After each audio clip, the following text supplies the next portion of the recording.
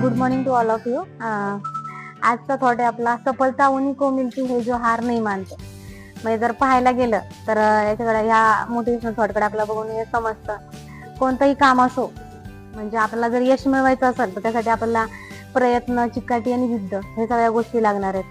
मग ते कोणतंही काम असो, जसं आपण पाहायला गेलं थॉमस एडिसन जो आहे त्यांनी काय केलेलं, बल्बचा शोध लावलेला, पण त्याने असं खूप वेळा प्रयत्न केले, त्याने खूप प्रयोग केले त्यावर, जवळजवळ 1000 वेळा तरी त्यांनी प्रयोग केले असतील, पण त्यांना एवढं यश नाही मिळालं. तरी पण त्यांनी काय म्हणजे त्यांची जी जिद्द होती, चिकाटी होती, त्यांनी ती सोडली नाही किंवा प्रयत्न सोडले नाही आणि त्यामध्ये त्यांनी स्वतः यश मिळवलं.